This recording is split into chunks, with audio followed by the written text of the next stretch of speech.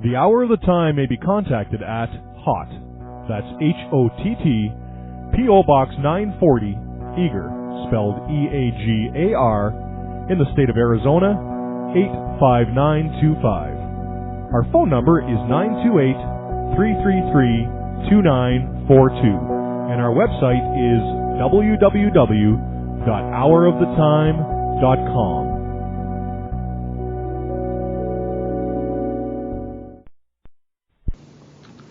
I told you earlier that they controlled the United States. Even in the days of President Lincoln, they had him assassinated on the orders of Disraeli. And they then, of course, in later years, were able to elect one of the worst socialists we've ever had the misfortune to suffer under, Woodrow Wilson. Wilson was elected by a ploy. Of course, they got Teddy Roosevelt and the Bull Moose Party running as a supposedly third candidate to siphon votes off so that Wilson could be elected as a socialist president. Now, our eyes have been fixed on Moscow. We've been led down the garden path, ladies and gentlemen. All of the time we've been looking at Moscow, and we've been told what demons they are in Moscow. Rightly so.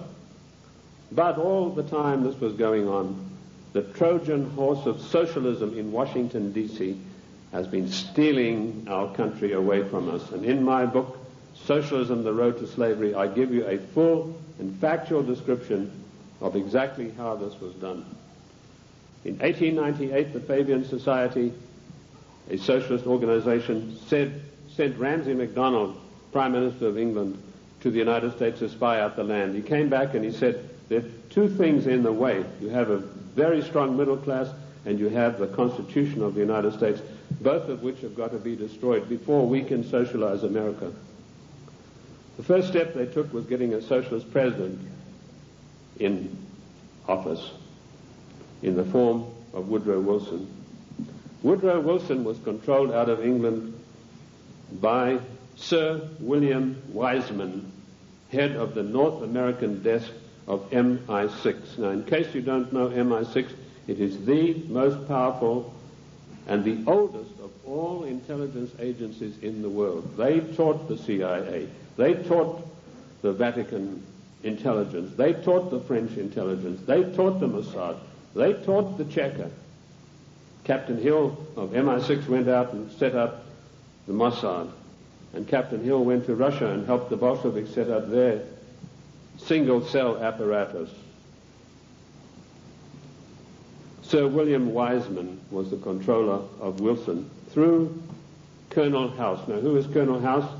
He was an unknown person who emerged out of Texas. His father served the Rothschilds during the Civil War, and he emerged out of the war as the only person in Texas who'd made any money.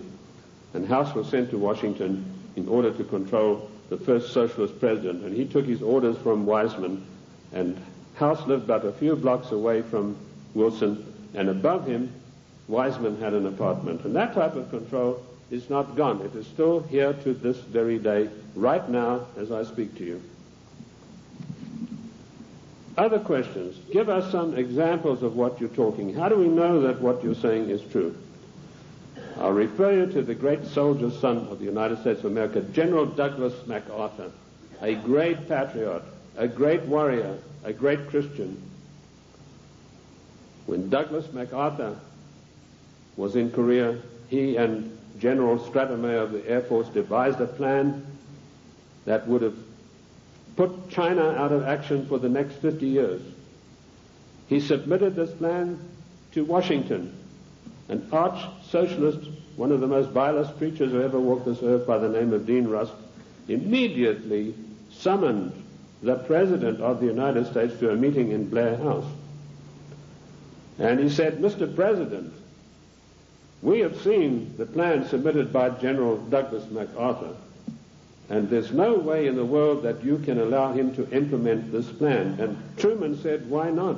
He said, you know very well that anything that relates to China has to be cleared by the Royal Institute for International Affairs first. And he said, they don't want you to do this.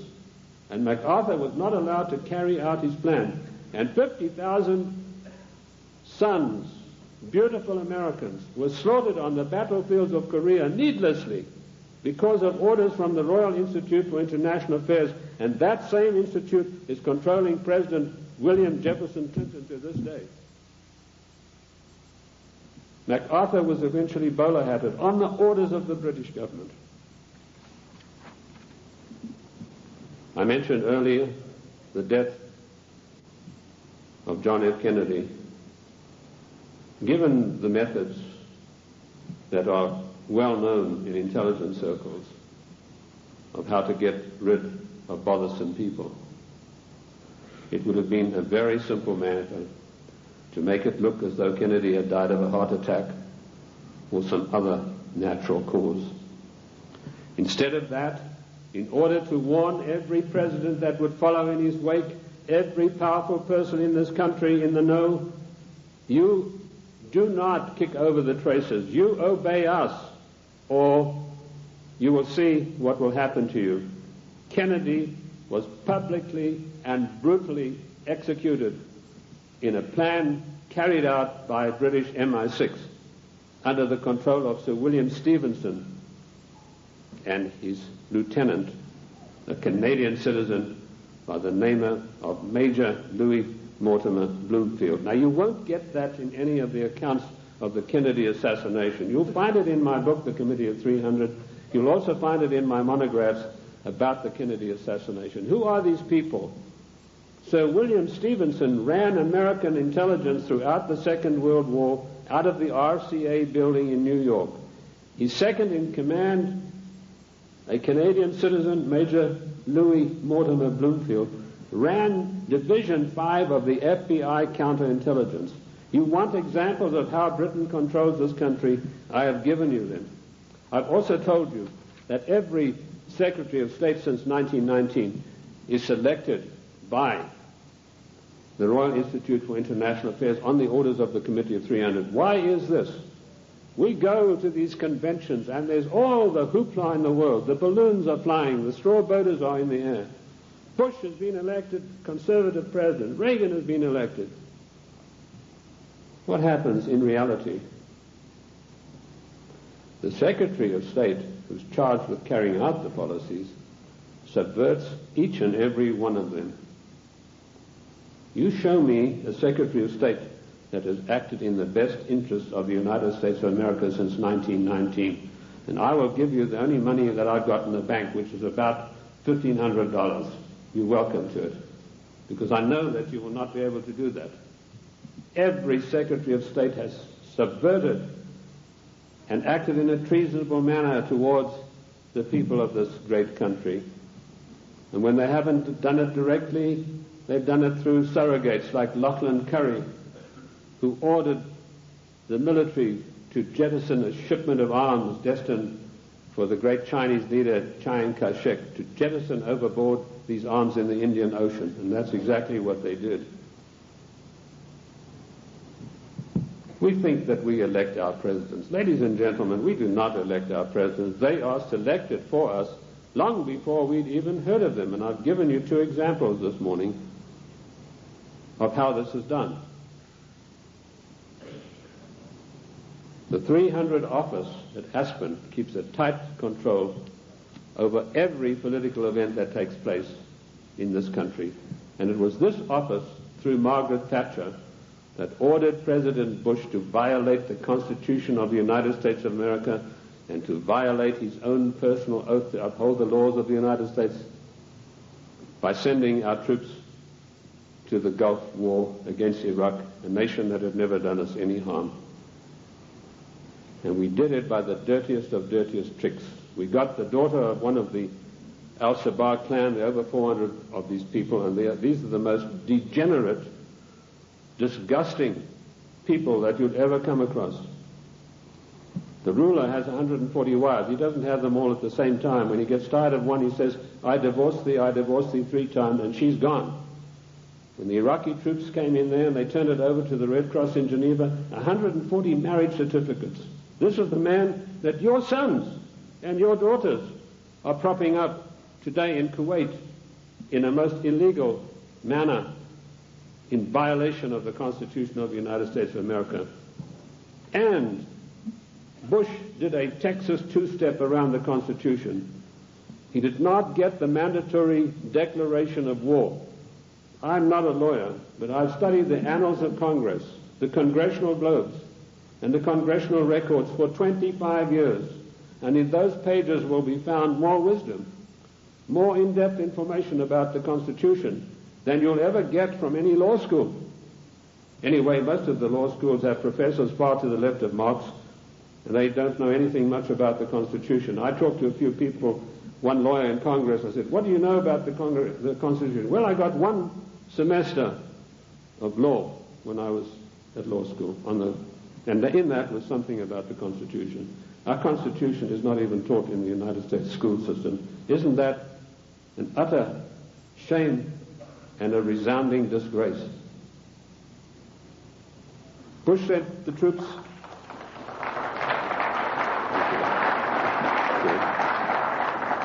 Bush did not get a constitutional declaration of war. This is a very difficult area of the Constitution. It's probably one of the most complex areas of the Constitution.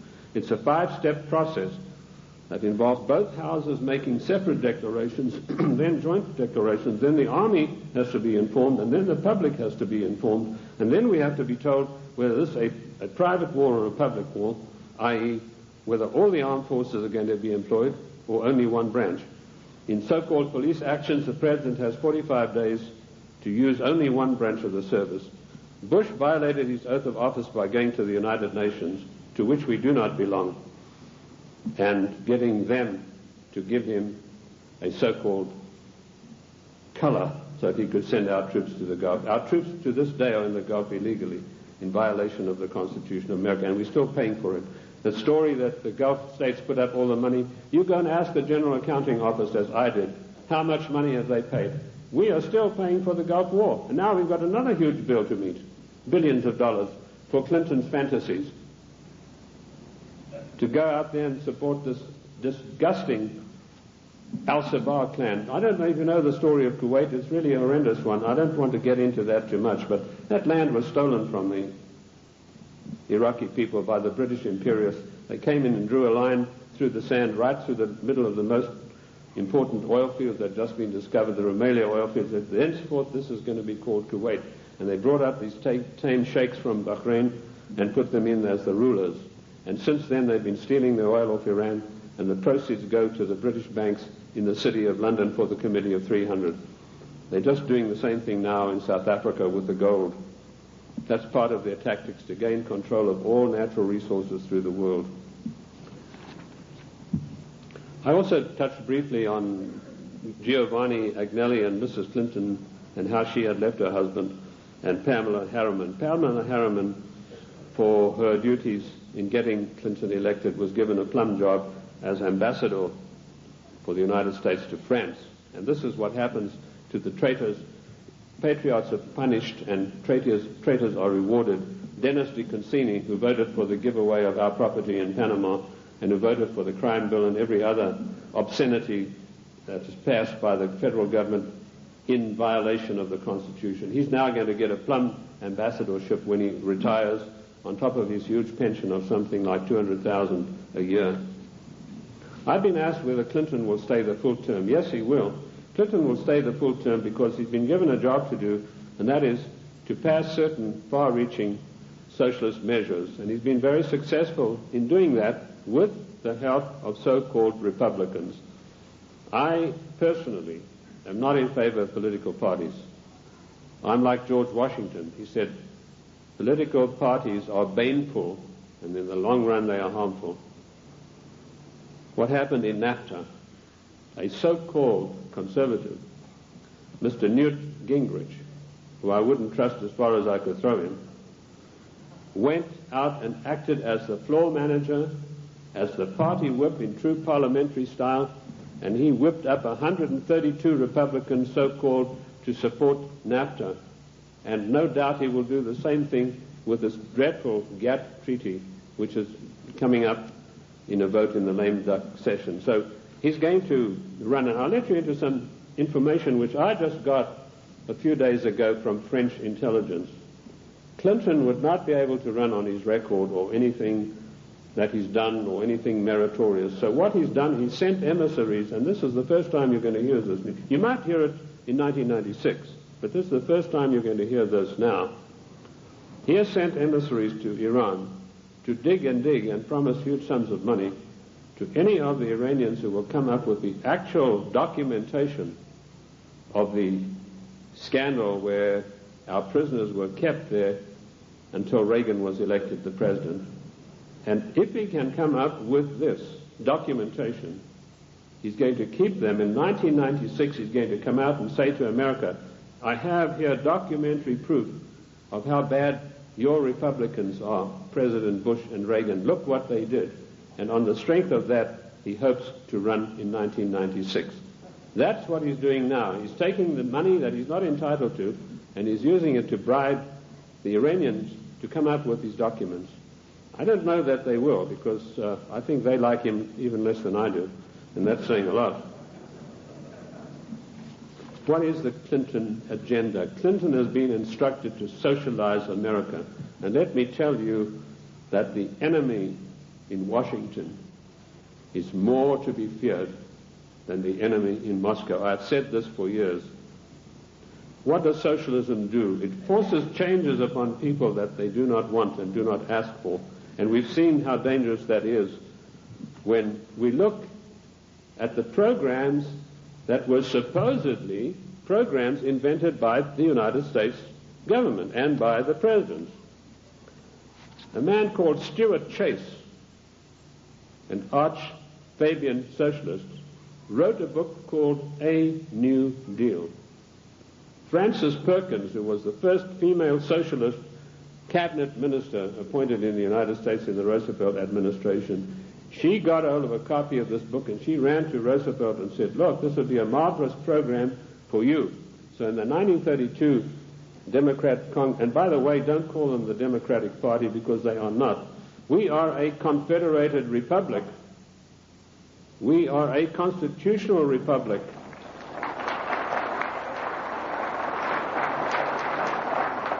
In a confederated constitutional republic, you cannot have a Democratic Party. You can have a Democrat Party, and that's what we should start calling them.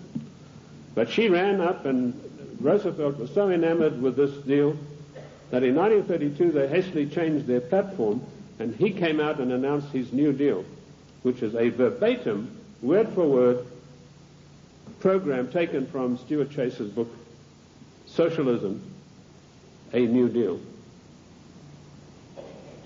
Then when Kennedy came along, he adopted a wonderful new program called The New Frontier. That just happened to be a book written by Henry Wallace, another Fabian socialist writer. Word for word, The New Frontier was co-opted as Kennedy's program. Then when Johnson came along, he came out and started talking about the Great Society. Now, what was the Great Society program? It was another Fabian socialist book written by another fellow called Graham Wallace, no relation to the first Wallace, name spelled differently. So here we have three presidents of the United States following an outright course of socializing the United States of America. And of course, every president, including Reagan and Bush, has continued along those lines. And what do we have? Our Social Security. That was called the Beveridge Plan. In 1942, when Britain had its back to the wall, was losing hands down to the German armies in France, they needed something to buck up the population. So Sir William Beveridge came along with this plan. He said, we're going to abolish poverty in Great Britain. And they've started this beverage plan, which is the basis of our social security plan. Note, I said socialist social security plan. That's how we got it. It was co-opted directly from the beverage plan, very eagerly embraced by Roosevelt. Socialism is a failure. Lenin was once asked, what is socialism? And he said, socialism, he said, no, he was, sorry, I got the story wrong. He was asked, what is communism? And he said, communism is socialism in a hurry. And we have creeping socialism in this country today, which has nowhere to go but to communism. In the New World Order, one world government. That is the direction that William Jefferson Clinton is pushing this country as hard as he can go. And GATT is an integral part of that. The socialist policies of England failed miserably. They got the great Professor Harold Lasky of the London School of Economics. I once was asked to give a talk there, and it was me against 600 hostile left-wing students. And I had a pretty torrid time of it to start with, but in the end I did get a very good hearing from them. But that same Professor Lasky was sent to the United States to see how the Constitution could be got around. And he said, there's one good way we have to do it. We have to break down this provision that says there's no transfer of powers between the three branches. And we have that happening every day. We have Clinton calling himself the Commander-in-Chief, which he's not. I sent a fax to Colonel Oliver North the other day, in which I explained in detail what the Constitution has to say about the Commander-in-Chief. I hope he was able to use it. He said that Clinton is not the Commander-in-Chief, but he was saying it for the wrong reasons, for personal reasons. The Constitution is perfectly clear on this. It says that the President shall not be the Commander-in-Chief until such times as called into actual service by the Congress. And in my studies I came across this proviso that could only happen after a careful 5-step declaration of war mandated by the Constitution. And that is the sum and substance of the President's war-making powers. Unfortunately for us, during the time of the Civil War, Lincoln got the Congress to give him the power of habeas corpus, which is a privilege, by the way, not a right. And he was able to do things that were monstrous, which would never have been done. Why Clinton is telling everybody he's the Commander-in-Chief, it's not out of ignorance, as I pointed out to Colonel North in my facts. It's a deliberate, carefully crafted plan to get the people of the United States used to the idea that he is actually the Commander-in-Chief. And I tell you, he is not. The Constitution says he is not, and I can give you chapter and verse. Because should there a time come when he wants to take some drastic kind of action, he can then get Congress controlled by the Democrats, even a lame duck Congress, to give him the power of suspension of habeas corpus, and can say, as Commander-in-Chief of the United States Armed Forces, I hereby order XYZ to happen. It is a deadly danger, and we are fast asleep. I tried to alert Colonel North to exactly what's going on about the so-called Commander-in-Chief, and I only hope that he will put it to good use, because I do not have the same forum that he does. Anyway, socialism is a total failure. When it began to sink in England, they sent John Maynard Keynes, or Keynes. He said Keynes was a better word because it rhymed with brains, and this is the man who did in the economy of every Western country. And he came to the United States, and by his charm and good looks, he was a tall, well-spoken English gentleman, immaculately suited, connoisseur of wines and cheeses. And it was said of him that there was not a single lady who could resist his amorous advances. He was able to charm Roosevelt into giving the British government $3 billion to prop up their socialist programs. That wasn't enough. They then sent Harold Lasky and John Maynard Keynes for a second handout. This time they got $7 billion. And when Roosevelt was asked about this, he said, let's forget all of those silly little dollar signs. And the same thing is happening today in the field of foreign endeavor. We find a president giving away billions of dollars in foreign aid, which he is not entitled to do. I have searched the congressional records, the congressional globes, the annals of Congress, to find out if there is an empowerment for the federal government, our Congress, to dish out billions of dollars every year like a Santa Claus to foreign nations. And I could not find it anywhere. And where the Constitution is silent on a provision, it means it is a prohibition of that provision. What I did find was that when President Monroe was trying to get us involved in Latin America, he tried to get some money sent down there. And the Congress stood on its hind legs and said, this is a matter that's out of your purview. This is a matter for the Congress, and we deny you foreign aid because it's not constitutional. And that is what set Monroe at variance with the Congress. If you know his history, he spent his entire life fighting the Congress over that issue. Nothing has changed. The Constitution of the United States is immutable. I violently disagree with Justice Ginsburg, who says the Constitution is flexible. The Constitution is not flexible. Our founding fathers meant it to be an immutable document that would stand the test of the ages of time and foil people like William Jefferson Clinton and Roosevelt and every other dictator that is going to follow, unless we stand up and take back our states' rights.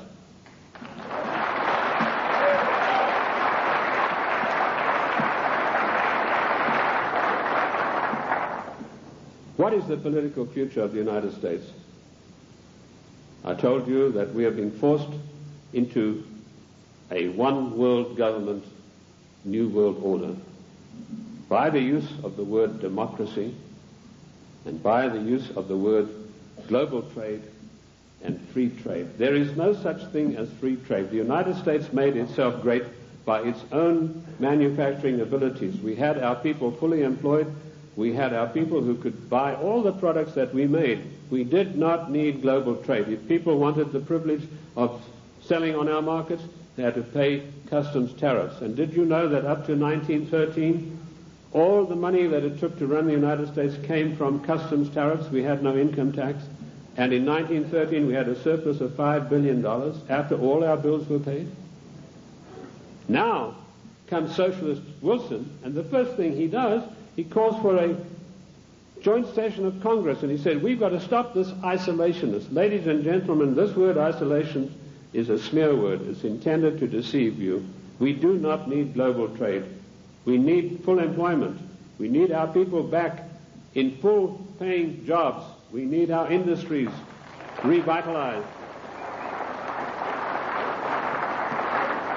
We have today 40 million unemployed Americans, and Alexander King has stated the policy of the Club of Rome, followed slavishly by William Jefferson Clinton. Americans can forget about full employment in the future forever.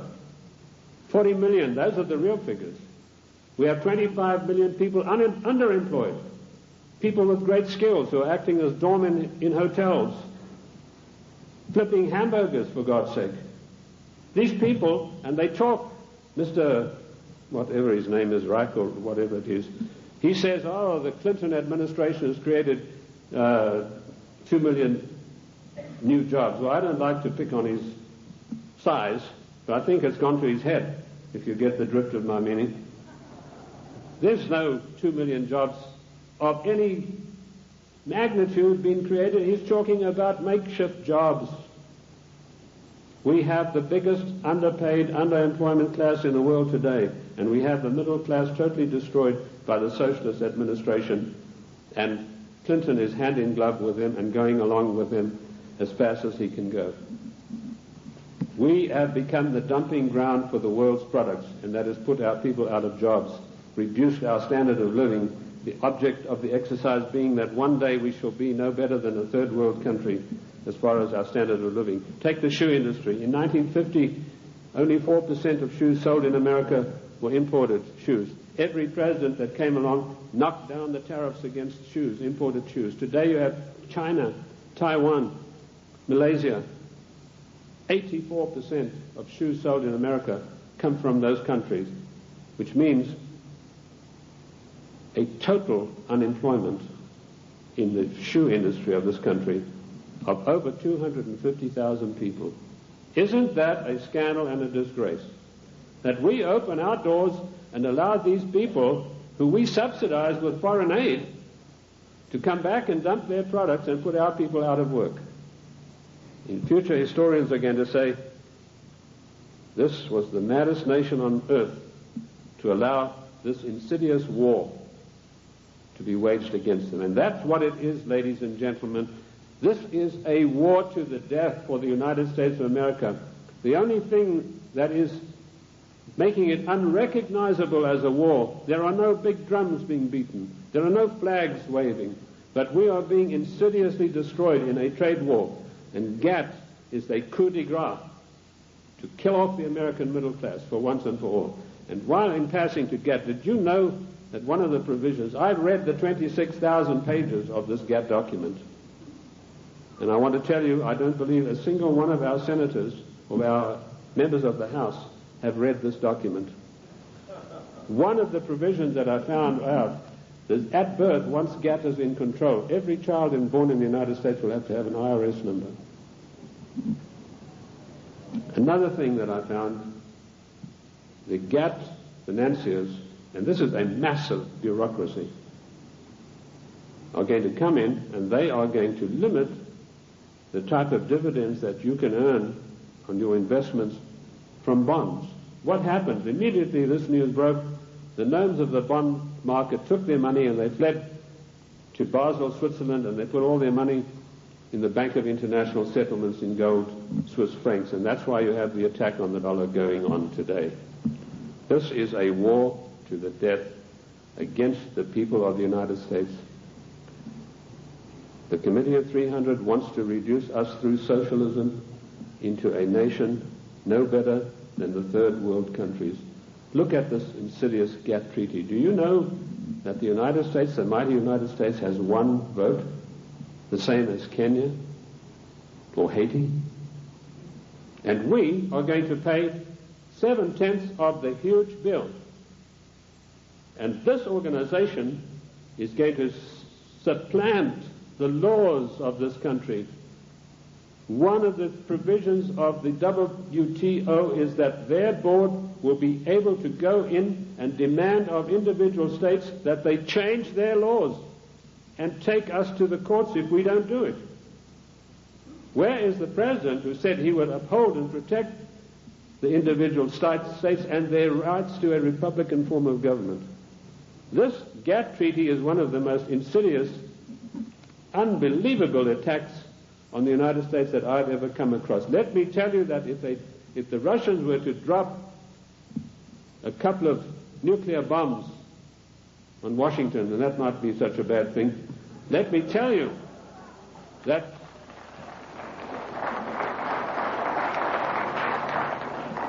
they could never hope to do the damage that GATT is going to do. Ladies and gentlemen, you have to marshal every one of your resources. This GATT treaty has got to be fully debated.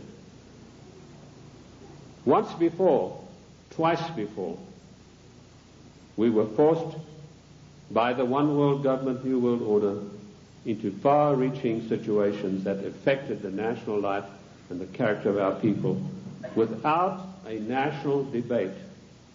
The first one was the so-called United Nations question mark treaty. In 1946, this treaty was forced through the Senate by an exercise of arbitrary power. Arbitrary power is forbidden by the Constitution. Yet you have Comrade Dictator Mitchell, the leader of the Senate, saying he's going to allow about 2 days to debate GATT, which is 26,000 pages of documents. That is an exercise of arbitrary power.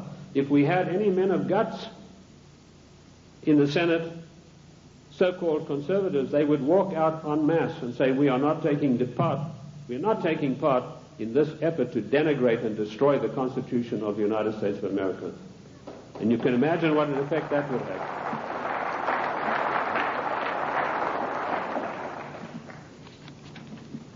GATT will be allowed to be debated for 2 days, 26,000 pages, and some of the most insidious things that you've ever seen are in this document, and they all, every one of them, say GATT shall override all the laws of the United States. The President and our senators and our House members are supposed to uphold the law of the United States. If they sign GATT, they're guilty of sedition and treason. Period. That's it.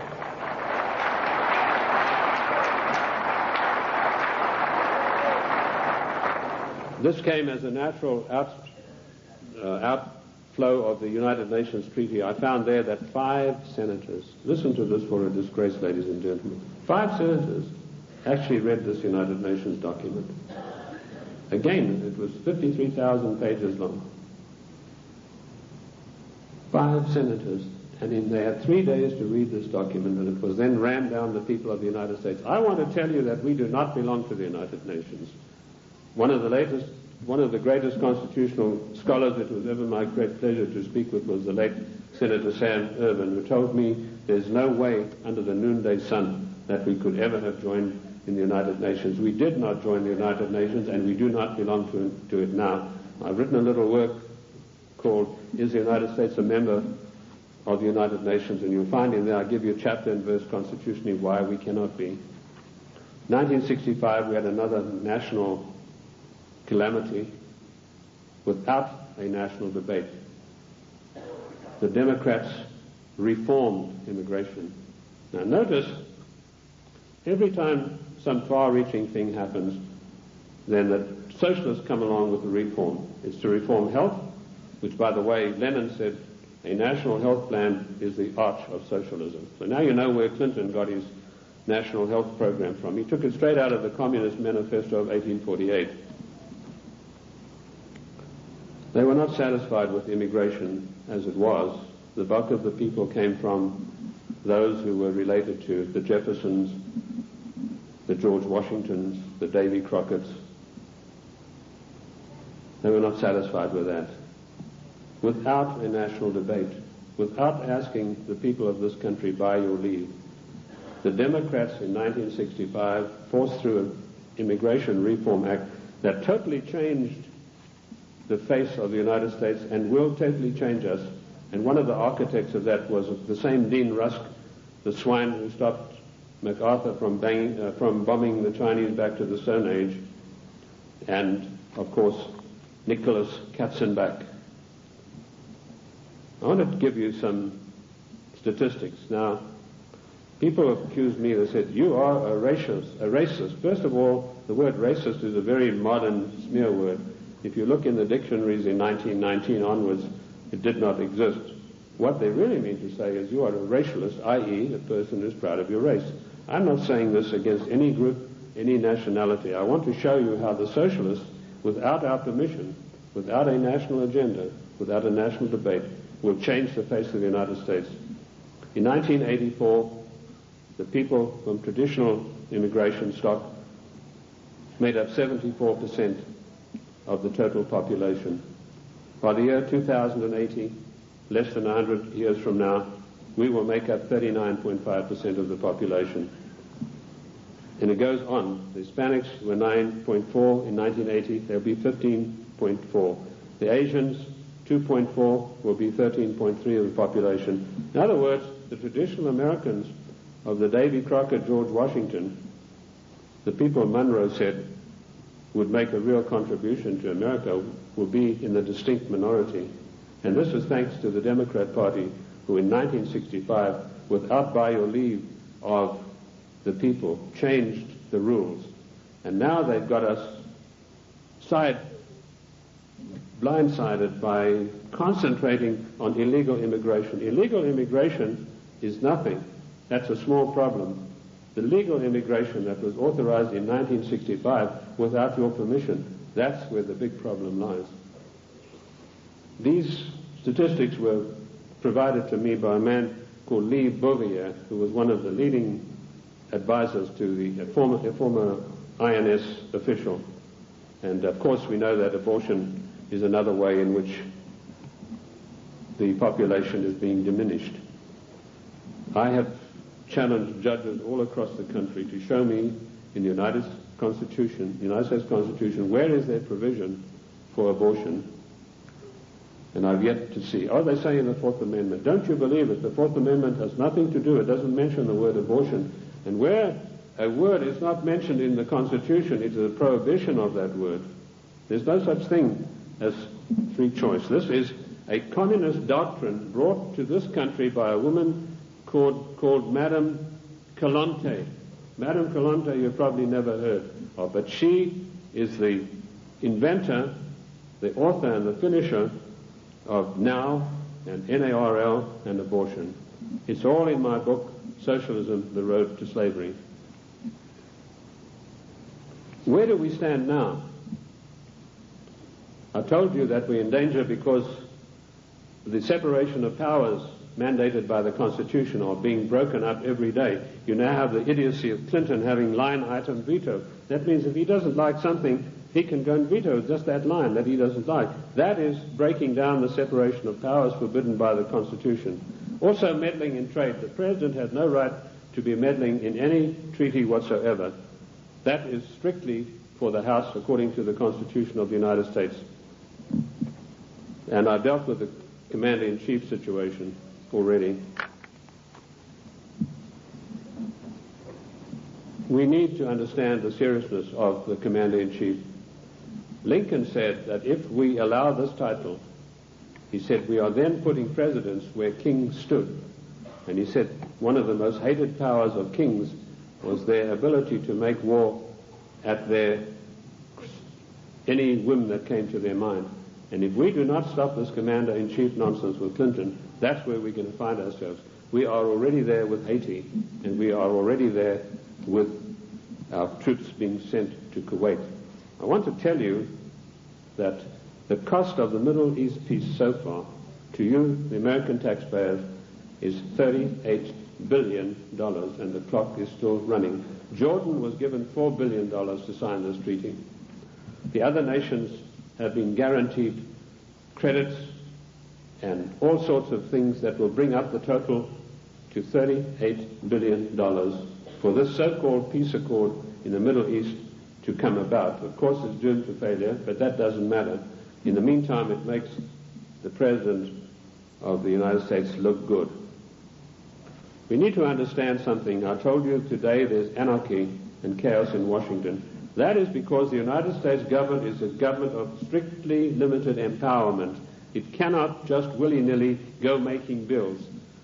For a measure to be introduced into the House, it has to be in consonance with or in pursuance of something already in the Constitution. If it is not, it is unconstitutional. And I've looked at 3,000 bills passed in recent years, and every one of them are unconstitutional because they were new things that some lighter-than-air incendiary fairy-head liberal said, well, I'm going to introduce this into the Congress. I'm going to have this law passed, like Dinah Swinstein's 19 assault rifles banned. There's no thing in the Constitution that would allow her to do that. Specifically, the 10th Amendment is very, very precise, and I can quote you 54 instances where this is mentioned in the Annals of Congress, the Congressional Records and Globes. The 10th Amendment is a restriction on the federal government. Our founding fathers were very frightened to give unlimited powers to the federal government. Daniel Webster said we must cage them like a lion, must not give them unlimited powers. It is a government of limited powers, but particularly the 18 Amendments. And just to make sure that the federal government would understand this, in the 18th Amendment, there's a little title that's very important. It says they can only do things that are necessary and proper. And I want to ask you, is rushing our troops off to Kuwait to protect the income of the decadent Al-Sabah family, whose money goes to the Royal Institute of International Affairs banks in London, is that necessary and proper for the United States to be doing? We don't get any benefit out of that. No. The 18th Amendment, necessary and proper. The 10th Amendment, the police powers of health, education, and police protection are entirely reserved for the states. And I can quote you 48 court cases from the Annals of Congress, from the statements made by the Founding Fathers. Those powers were never surrendered to the federal government. Therefore, the federal government has no business interfering in health matters, national health plan, no business interfering in crime bills, that's a matter for the states, and no business interfering particularly with the Second Amendment. I was in New York the other day on a radio program, and a very irritated, angry lady said she was a professor of law from Columbia. She came in on the program and she said, "You don't know what you're talking about." She said, it's not a right to bear arms. I told her exactly what was what. And she said, well, if that's true, then voting is a right. I said, no, voting has never been a right. The only rights and the only civil rights we got are found in the Fifth Amendment. And that's all. Forget the 1868 Act. That was done when the United States, the southern states, were under occupation. They were occupied countries. Forget Nicholas Katzenbach's 1964 Civil Rights Act. The only civil rights we've got are those contained in the Fifth Amendment. And health, education, and police powers belong to the states. Mrs. Swinstein has no right passing a bill classifying 19 types of assault weapons. What is an assault weapon anyway? Any gun is an assault weapon. That's what you use guns for. You use it to shoot people or animals or protect yourself. Any gun is an assault weapon. A knife is an assault weapon. You know, now they have this poor, almost idiot Brady running around the country. They're using him shamefully to push for gun control. This man doesn't know whether he's Arthur or Martha at the moment. This is not an issue of gun control. This is an assault on the Constitution of the United States of America in total. You cannot take one part of the Constitution and attack it and exclude the others. And this is what it is. It is an attack upon the Constitution of the United States of America. We need to understand about GATT. I'd like to go back to that a little bit. Michael Carpenter, the Attorney General of Maine, and 46 other Attorney Generals of the states wrote a letter to Clinton last July, and they asked him, please, Mr. President, let us have a national conference of all Attorneys General of the states on this matter. Clinton refused to answer him. Instead, he got his Hollywood lawyer pal, Mickey Cantor, whose only expertise in the world is running around with a Hollywood crowd. He's a Hollywood lawyer. And suddenly, Clinton puts him in charge of trade. Trade wars, GATT, is piracy. It will destroy the livelihood of the people of this nation. What is the situation facing us right now? There's an attack on the dollar. The gnomes of the bond market are fleeing. I've written a work called The Economic Implosion, Year of Crisis, 1995, in which I predict the collapse of our economic system as we know it today in pursuance of the GATT Treaty. One of the things I know for a fact that this will be an implosion, i.e. our system will collapse on the ground of which it now stands. It's not going to be an explosion that will scatter everything. And we know that GATT will come in and say how much you can get for your interest. They will also put the International Monetary Fund in charge of our finances, and banking in this country will be in the control of 5 major banks. That will help to control the situation and further destabilize the country. That is the aim and object of all of this. Once a nation is destabilized, it's very easy to deal with it and push it into a socialist new world order, a one world government. Ladies and gentlemen, I want to say to you today, the time has come for us to recognize that we are 50 individual nations. We have all the rights of an individual nation. We gave only limited empowerments to the federal government.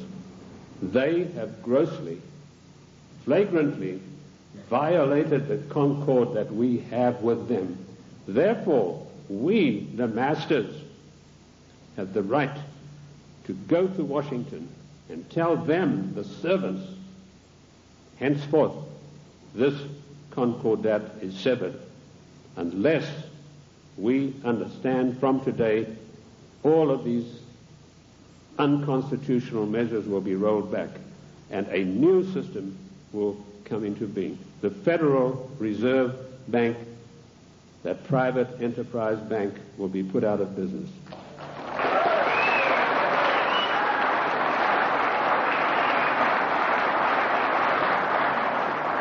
Ladies and gentlemen, this is not anarchy.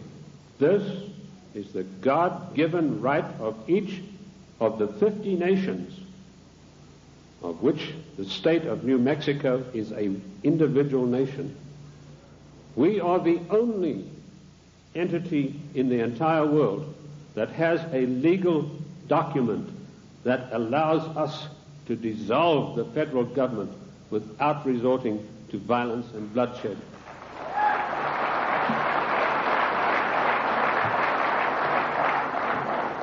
Ladies and gentlemen, I can tell you from my own experience that I have seen a rising tide in this country in the last 5 years. And I say to you today, in my closing remarks, let us catch the wave. My own plan is to form an organization, a foundation, if I can get people with money to back me, where I will teach what I've learned from the Constitution, what I've gleaned from the annals of Congress, the Congressional Globes, and the Congressional, to maybe 100 educators, lawyers, if you will, other people who are interested. Teach them what I know, which is enough for them to confound the Chief Justice of the Supreme Court of the United States, not to mention those fairy heads we have in the House and Senate.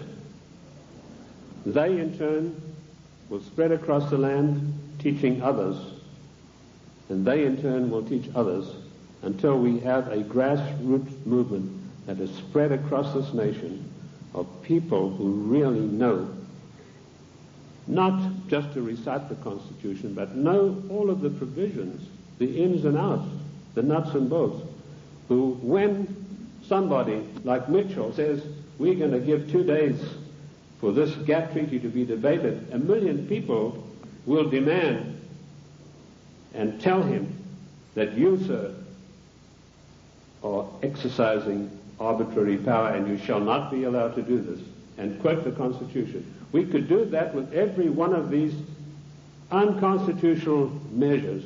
It is the federal government that is creating anarchy, not we, the people. Thank you, ladies and gentlemen. Thank you. Thank you. Thank you. Thank you. Thank you. Thank you.